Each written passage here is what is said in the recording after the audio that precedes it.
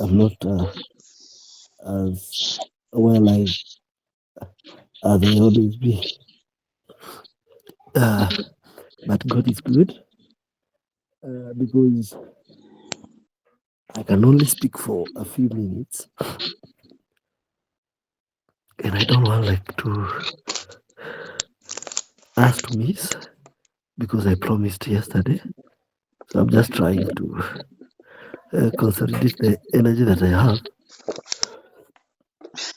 since from last night when we had uh, Kesha in church in Nairobi campus. I'm not well. So I'm still in bed, but that will not hinder us from sharing the little that I can. Praise Jesus. So thank you, and I appreciate all of you for being here and also coming very early uh, so that we may learn something even a little. So I'll take the first few 20 minutes, then our sister Sheila can take us to the next class because of the condition. I'm really struggling, but since this cannot hinder us from speaking the truth, we have to speak it out. And we have to live a life which is the real life. We always say that we are healed by his stripes. And I totally believe and agree with that uh, thing.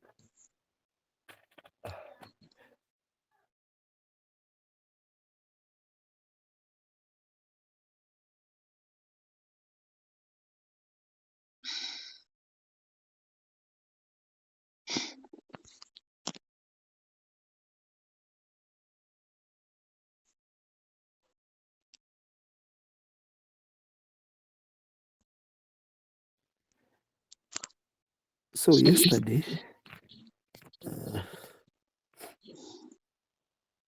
we were discussing about, in the early part, we were discussing about the understanding the plan of God about heaven and earth. And we started that from the previous day, where we looked at Genesis 1:1, Revelation 21:1, and Revelation 20:11. Then yesterday we continue and we just see some sort of things that God was the only one who could reconcile or bring the cohesion between man and him. And we quoted some scriptures in the book of Isaiah, which says that the thoughts and the mind of God, the thoughts and the ways of God has the difference, like how there is a distance from the earth to heaven. And actually we looked at why there is one group of people God wants them to be in heaven, and another one God wants them to be on earth. I believe that this is the bigger theme of the Bible, because the Bible is a book that is solving or fixing a certain problem. And that's what we said yesterday, that every one of us, the way we make money or we make our income it's through solving a certain problem. For example, I'm not feeling well. That's why we have doctors. And doctors, they make their money because they want to solve the problem about our health. Then we have people who are solving other issues and other problems. So now the Bible is a book from Genesis to Revelation, where God is passionate to solve or to fix a certain problem. And this problem is not just a physical one, but it is the spiritual one and internally one. That is why we talk about salvation is eternal salvation. And that is good. So, having said this and seen this, I would wish to open our Bibles in the book of, let me start with the book of Colossians, because we have to stick within this issue of solving a problem that God is solving actually. Or let us start from Ephesians. And Ephesians reads as follows. That is Ephesians 1, verse 9 and 10. Having known unto us the mystery of his fellowship, the mystery of his will. So it's about the will of God. That is the purpose of God, according to his good pleasure, which he hath purposed in himself. So the whole Bible is about the purpose that God had in his own will. That is it. So he had a plan. He wrote the problem that occurred. Then he started giving the solution. And we are part of those people who are working together. We are his workmanship, created in Christ Jesus to good works. And one of the good works that we could think of is to reconcile the world to him. Praise God. Then verse 10 says that in the dispensation of the fullness of time, can you see that word? That in the dispensation of the fullness of the times, not time, but times. It means all ages. He might gather together in one all things in Christ Jesus. He might gather together all things in Christ Jesus, both which are in heaven and which are on earth, even in him. If you look at that text from the book of Ephesians and you compare it with the book of Revelation, chapter 21, verse 1, now you will start understanding the plan of God, the ultimate plan of God. You can't solve any problem without understanding the problem first, isn't it? For the doctor to understand the problem that now I have, they have to take some tests, like blood test, urine. They have to take a lot of things from my own body so that from it they can come up with there is solution. And remember that the solution that God wanted to have is to have some of creation, the things that were created, occupying heaven as their final and eternal destination. The other part is having the solution who shall occupy the new earth.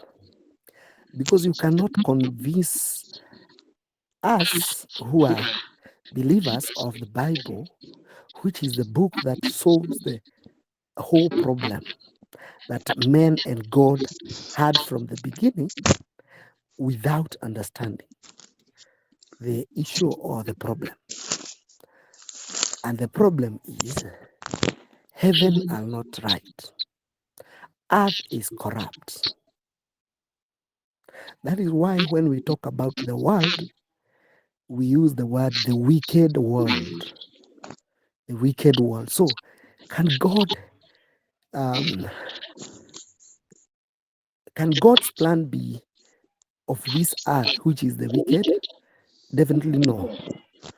God cannot be corrupt or corrupted, or his own plan be corrupted by anything. That's why even after Adam corrupted the world of men, because Lucifer also corrupted the heaven, God bring now a solution. And this solution is not for the just a short term. That is why don't hurry Jesus. Some people will ask you, if God knew that, and God is all-knowing, because he is omnipresence. Omnipresence stands for God knows past, present, and future very well. He understands that. That is why the book of Isaiah says that I am God and no one like me. I'm the one who declare the end from the beginning. So by that foreknowledge of God, because we talked about the foreknowledge of God, then we understand that God knew the past, the present, and the future. So he cannot allow the wicked to continue forever. And that is why he came up with a program, with a certain program to know how he can solve this problem. And this is always my question to you, brothers. If as men, we have plans, like for example, recently we talked about FICA family, and we rolled out a strategic plan on how we will be taking the issues concerning our monthly costs and our fellowship to grow and to make it easier for people to evangelize. And we rolled out that, where we had a commitment and pledges. If us as men, we can have a kind of plan to strategize about our future, think about God. Think about God. What about God who created us? What about God who gave us the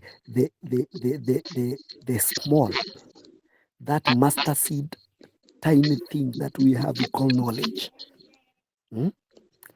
See, that means that God is the master planner. And that's what we see in the Word of God. Actually, sometimes when we read about the gospel in 1 Corinthians chapter 3, verse 9, Paul used to say that this grace was given unto me as the wise master builder to lay foundation, and anyone now can build upon it.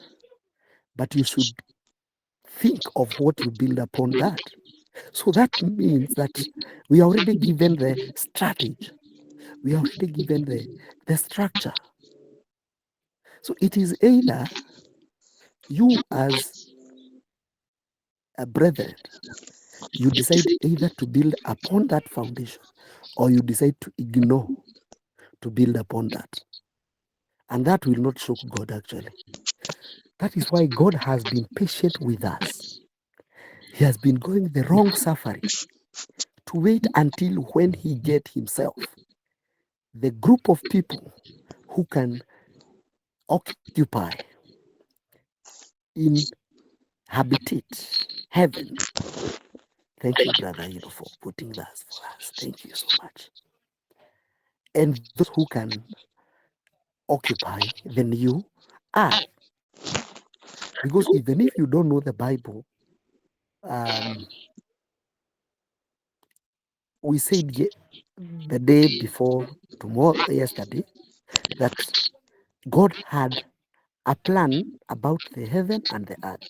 And while this plan was corrupted by two things, two creation, at the end of the Bible, he pronounced a new heaven and a new earth. The only thing that God has not done is to tell us about the new earth and the new heaven, because he wants us to work and make sure we achieve his strategy to be there. That is why the Bible in the book of Ephesians has told us that in the fullness, in the dispensation of the fullness of time, God have to gather together all things in Christ, both which are in heaven and which are on earth. And that is what Jesus said in Matthew 28 and verse 19. After Jesus resurrected, because he resurrected after he accomplished the work, that is the work that has saved us, all of us. That is the work that we always proclaim, because that work is what we call the gospel of Christ. After Jesus accomplished this work, he rose from the dead, and he met his followers, those are disciples, and he told them in Matthew 28 verse 19 that all the power in heaven and in earth is now given unto me. So Jesus was proclaiming that now I am the regal, I've attained the certified certificate to become the reconciler, the one to reconcile both heaven and earth. Are we together, my people? Are we together?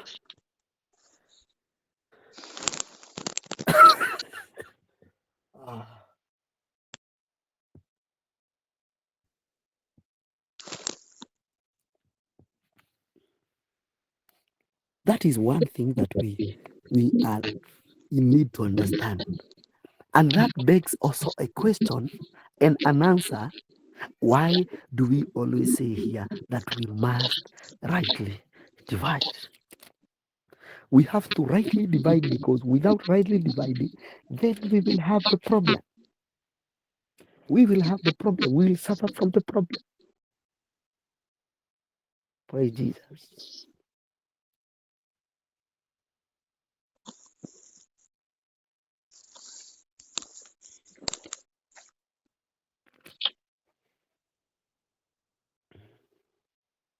Look at Colossians 1.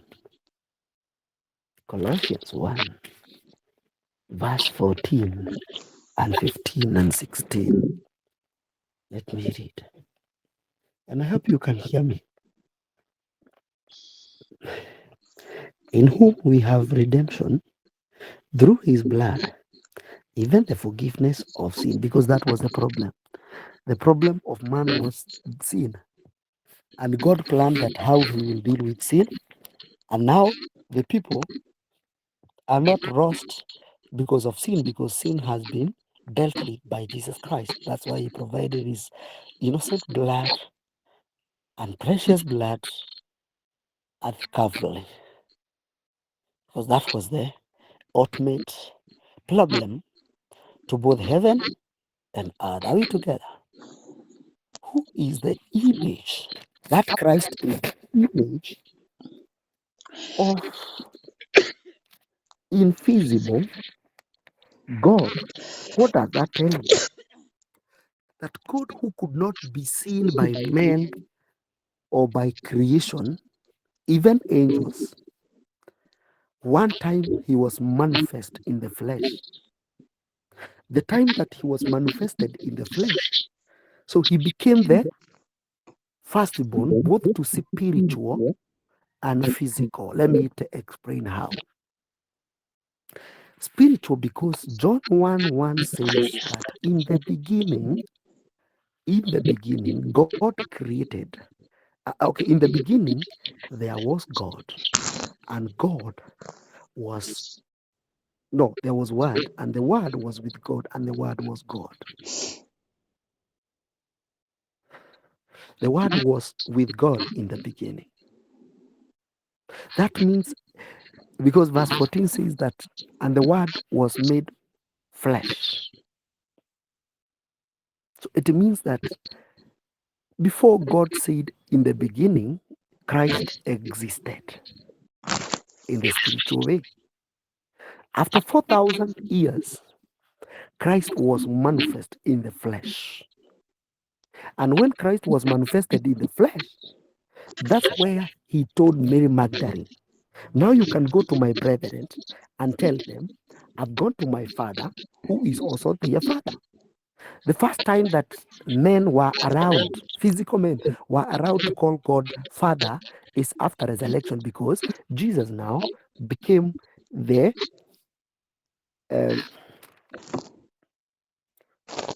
image of an invisible God. That's begging as an answer of part 2 of this Colossians 15 that says, the firstborn of every creature. So that means that all creature, both in heaven and on earth, Christ is the deal. Christ is the firstborn. Look at verse 16. For by him were all things created that are in heaven and that are in earth, visible and invisible, whether they be thrones, all dominions, or principality, all powers. All things were created by him and for him. And he is before all things, and by him all things were consist. All things consist.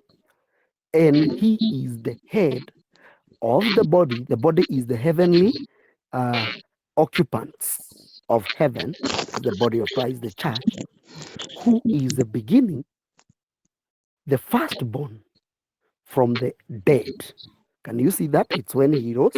That's why when he became the firstborn of the heavenly family,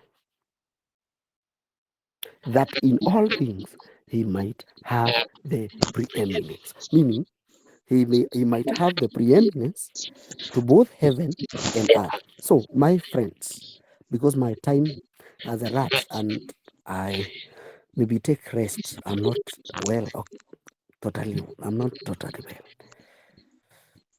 So it is good to get and understand that when we talk about heaven and earth, these are two locations, as we explained on Thursday, where people will live, dwell eternally. So it is good to every day ask yourself, according to what I believed, according to the gospel that I believed, am I supposed to be in heaven or earth? Because there is new heaven and new earth. Unfortunately, all people wish, ask, and pray to go to heaven. But before you ask or you pray God to be in heaven, God has an elaborate plan on how to make it to heaven. And the way to make it to new heaven is defined by the gospel that you believed. That is why we always talk about the gospel of Christ, which we believe. And Paul saying that this is the gospel that I preach, that was committed to me. There is other gospel that was committed to Peter, actually, which also was preached by Jesus in his other ministry, which was also preached by John the Baptist. And all those gospels were concerning the other people. Those are Israel. That is why when you read Matthew chapter 5, you'll get amazed that, oh, Matthew chapter 5, it's speaking to the other people. When you come to our gospel in our salvation, Paul declared it in Ephesians 2 verse 8. For by grace we are saved through faith, and that not of ourselves. It's a gift of God. So by grace we are saved through faith, not of works, lest any man should boast, because we are created in Christ. We are his workmanship, created in Christ. You see? But now, if these things are not understood, then the biggest problem arises. Because you will find most people are in church, but they don't know where they are heading to. They don't understand what they should believe. They don't get the plan of God. Let me tell you, even if we might hold the congregation of millions of people and fail to explain and enlighten them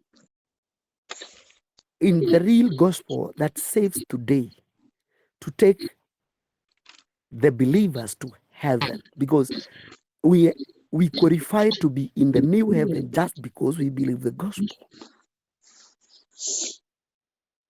Let me tell you, the millions of people will ended up in hell, because when you talk about dispensation of times, these times is because you have to rightly divide your dispensation. Paul said in Ephesians, please, let me read this. Ephesians chapter 3. Ephesians chapter 3, Paul said this. In Ephesians chapter 3, verse 2, if you have heard of the dispensation of the grace of God, which is given me to you word, how that by revelation he made known unto me, to Paul, not to everybody, the mystery, as I wrote afore in few words, whereby when you read, you may understand my knowledge. Look at that. That we are supposed to understand Paul's knowledge. That does not nullify that we are not Christ's body. No. But the one who was given this mandate is Paul. That when you read the mystery, you may understand my knowledge, Paul's knowledge, that is, in the mystery of Christ, which in other ages was not made unto sons of men, as it is now revealed unto his holy apostles and prophets by the Spirit. Those holy apostles and prophets is after Paul get this knowledge, get this revelation. Since the apostles also had the Spirit, he went to Jerusalem, according to the book of Galatians chapter 3 and Galatians chapter 2, and after 13 years, he communicated. He went to Jerusalem. He went to Jerusalem by the communication and revelation of the gospel, which he was preaching to the Gentiles. That's what he has wrote there. So we need to understand why Paul is in the Bible. I believe that Sister Sheila has done that as part of the history. And we will also dwell with that so that we may understand Paul's knowledge. Paul's knowledge, because Paul's knowledge was not after men. And Peter also proclaimed and admit that Paul was given a wisdom which many people don't understand. Because unless you understand why Paul is found in the Bible, why Paul is the one who wrote the bigger word, the bigger or the many books of the Bible, there is a reason. There is a reason. And by that, allow me to say that we are continuing to understand the plan of God, which he purposed before the foundation of the world. So ask yourself, the gospel that I preached, the gospel that I received, was it towards heaven or heavenly occupants or earthly occupants? And you just rightly divide and you'll see where you belong. So thank you so much. Allow me to make a full stop there and just continue with prayer to remember each other. I believe that even Sister Jane is not feeling well. But all is well. Thank you. Amen. Thank you, Pastor Steve.